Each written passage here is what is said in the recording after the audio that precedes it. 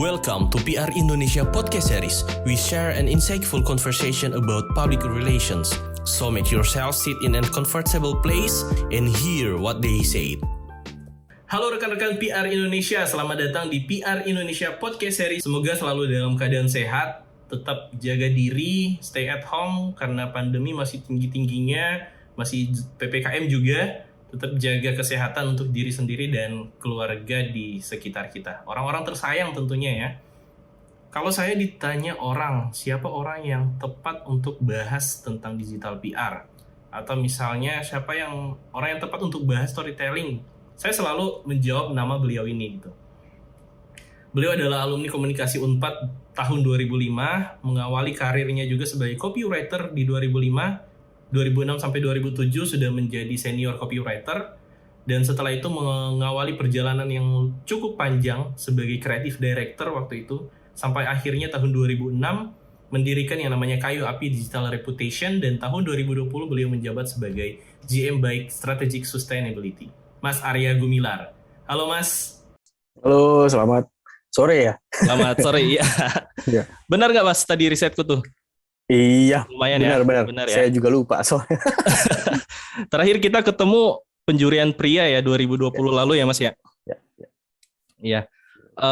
Mas Arya, ini di masa pandemi PPKM seperti ini, industri bisnis agensi gimana Mas? Dunia persilatannya apakah ada dampak yang cukup signifikan atau malah sebaliknya gitu? Seperti bisnis-bisnis lainnya sih Mas. Artinya ya seperti bisnis-bisnis lainnya, jika kalau bisnis agency ini berdasarkan pada services yang tidak berubah, jauh sebelum pandemi pun sudah disrupted gitu. Tapi kalau memang bisa berubah, bahkan bisa membuat menjadi lokomotif untuk tren-tren dan strategi-strategi baru sih, justru sekarang lagi rising mereka. Oh, I see. Jadi ya sekaligus melihat peluang ya Mas di tengah situasi seperti ini ya. Nah Mas, di kesempatan kali ini aku mau gali banyak hal sebenarnya tentang storytelling, terlebih di dunia digital dan pada dunia PR ya Mas. Rasanya banyak yang sudah menggunakannya. Kita lihat sudah banyak aktivasi yang sudah mulai ke dunia digital dan sudah banyak juga dikemas dengan storytelling, tapi banyak juga sebenarnya orang yang bingung tentang penerapannya. Nah, saya ingin mulai dengan sebuah pertanyaan dasar dulu Mas. Sebenarnya dalam konteks PR ya, storytelling itu apa Mas? Buat saya kuncinya PR itu memang storytelling gitu. Sebetulnya ya.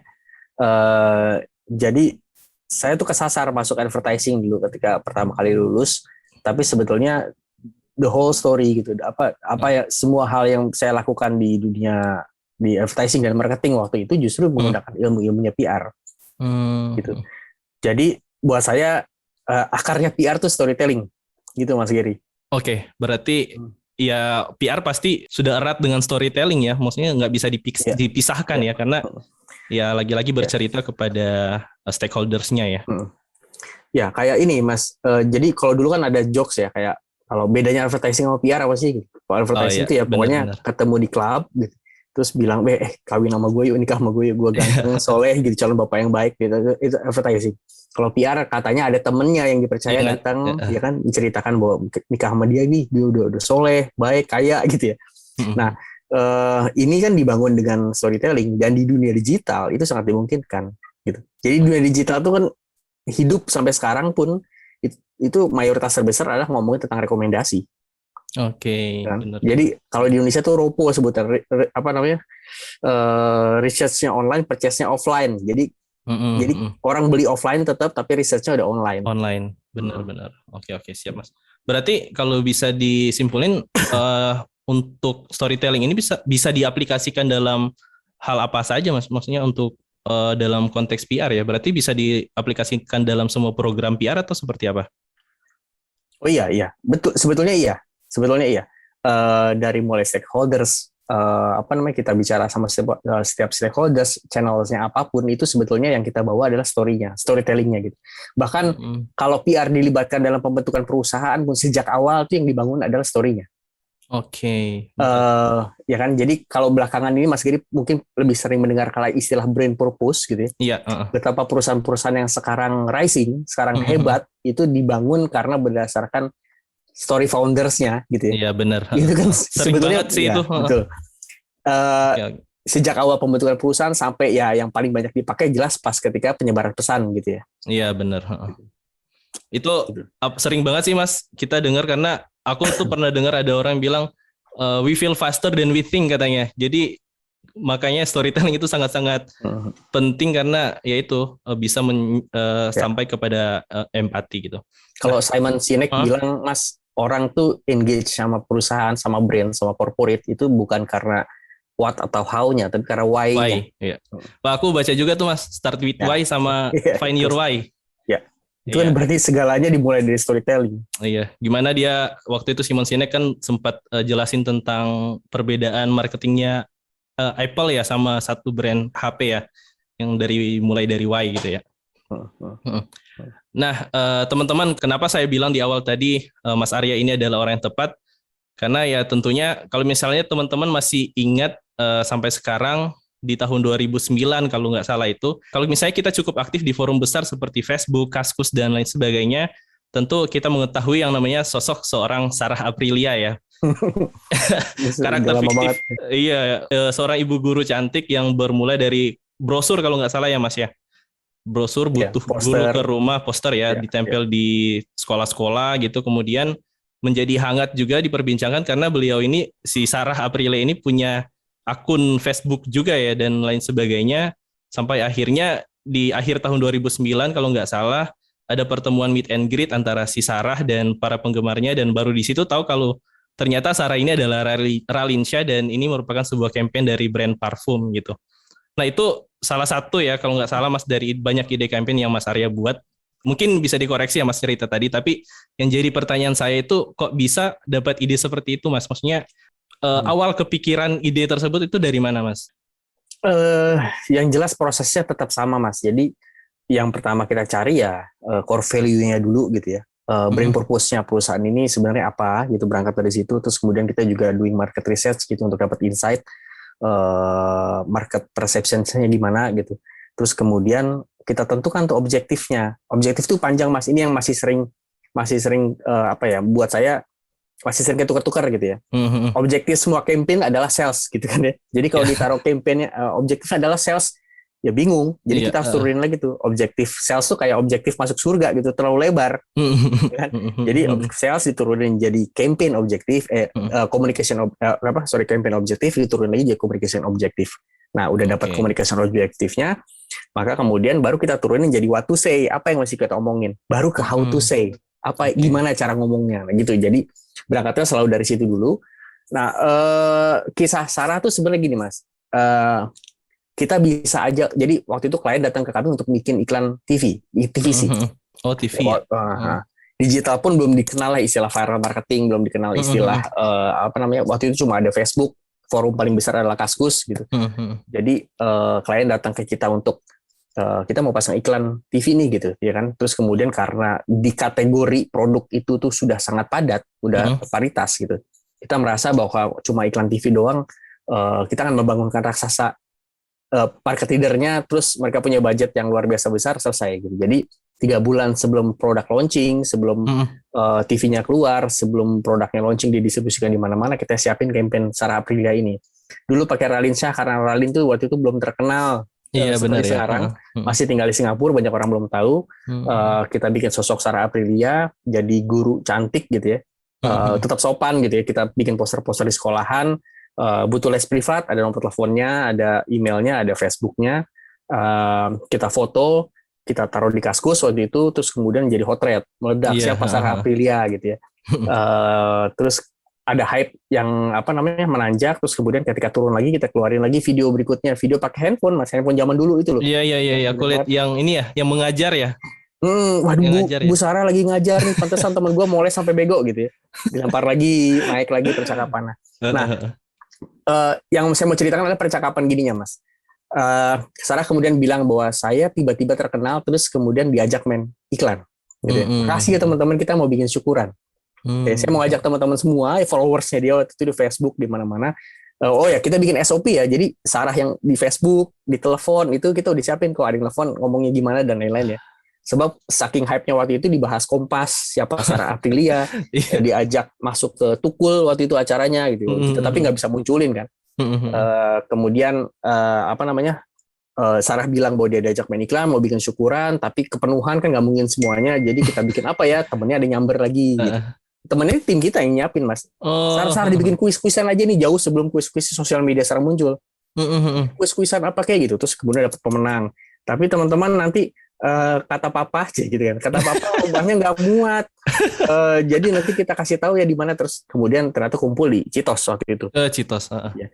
Story-nya panjang gitu sampai kemudian bikin engagement gitu sampai kemudian ada cerita mau syukuran mau kemudian ini dalam telepon nih mau syukuran mau syukuran yang nggak muat harus nggak semuanya terus kemudian rumah nggak bisa harus digitos yang sebetulnya ujung-ujungnya produk launching ya kan produk launching di event waktu itu di Citos kemudian muncul iklan TV tapi dengan storytelling kayak gitu 50% tugas TVC-nya tuh selesai orang udah nungguin Bu Sarah main iklan gitu tapi itu kontekstual ya artinya ketika metode yang sama sayang itu dilakukan lagi sekarang udah nggak bisa mas udah nggak relevan ya. Nah itu waktu itu mas soal apakah orang-orang itu nggak merasa tertipu gitu dengan kehadiran Sarah dan ternyata itu Ralinsyah gitu? Pada waktu itu nggak, karena masih menyenangkan. Pada waktu itu belum zaman hoax gitu ya. Iya benar. Oh Sarah makanya saya bilang udah nggak bisa. Iya benar makanya aku kepikiran kalau sekarang itu pasti udah langsung blacklist.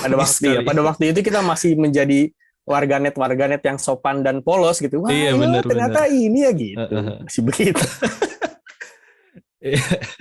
Ya, berarti ya intinya paling penting what to say sama how to say-nya ya Mas ya, yang kudu dipikirin ya, sama objektif sih yang paling awal ya. Ya.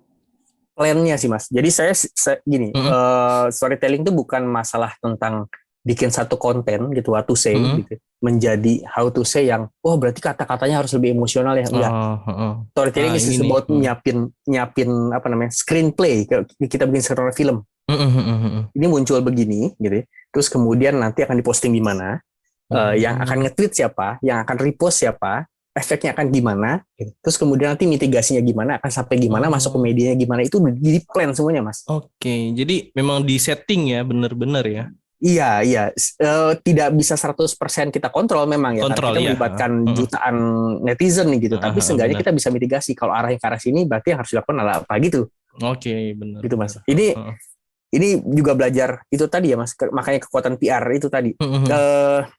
Zaman dulu tuh ada teori namanya transmedia naratif, transmedia storytelling, Richard Jenkins gitu. Dia cerita bahwa pesan tuh berubah sesuai inang. Gitu. Mahabharata di India beda sama di Indonesia gitu ya. Iya benar. Dan di zaman kemarin user generated content di sosial media gitu. Sama istilah meme pun sebenarnya sama mas skornya. Meme tuh akarnya ternyata dari genetika, akarnya lagi dari si teorinya Darwin, evolusi. Jadi kalau teori Darwin tuh bilang satu organisme tinggal di satu tempat kemudian dia beradaptasi gitu ya. Kalau tempatnya dingin bulunya jadi tebal gitu. Nah kalau meme tuh yang pindah adalah unit budaya. Jadi saya yang bilang sama Mas Gary, di kepala Mas Gary unit budaya yang saya lemparkan itu berkembang sesuai inangnya, isi kepalanya. Iya, benar. Nah kemudian di zaman TikTok itu istilah remixing mas. Jadi kita bikin satu konten terus kemudian kita nggak tahu ada ratusan ribu konten lain yang mengembangkan dari situ gitu kan. Satu dance kemudian berkembang gitu sesuai konten yang.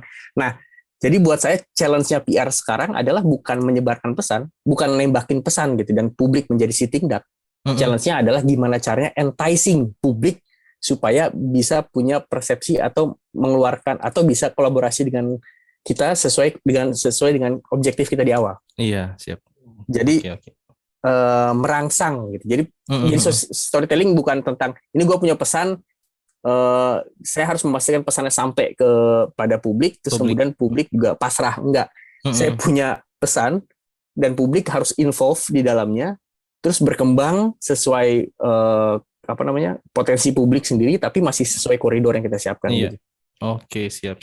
Nah ini kadang hal-hal ini yang jarang orang terlalu paham ya mas. Jadi orang-orang mungkin pada umumnya tahu tentang storytelling hanya menyampaikan pesan dengan sesuatu yang terdengar emosional mungkin gitu ya. Jadi sebenarnya hal-hal ini yang penting. Nah, tapi kalau misalnya kita bahas dalam industri PR ya Mas, dalam dunia korporasi dan instansi, apakah artinya suatu divisi komunikasi ini atau PR ini harus punya SDM yang memiliki skill ini Mas, atau sebenarnya apakah mudah untuk mempelajari skill ini Mas? Enggak ya. Jam terbang ya, lagi-lagi ya. Intuisi Mas, itu susahnya memang. Oh benar. Jadi kadang-kadang kalau kita nyari tim pun itu bukan lagi nyari ijazahnya di mana, sekolah di mana gitu Mas. Benar. Pertanyaan itu udah langsung pertanyaan, lu main musik gak? Main musik apa? Coba kita lihat musiknya gimana gitu. Jadi nyari taste yang sama, cari kemampuan dia peka terhadap sesuatu gitu. Gitu.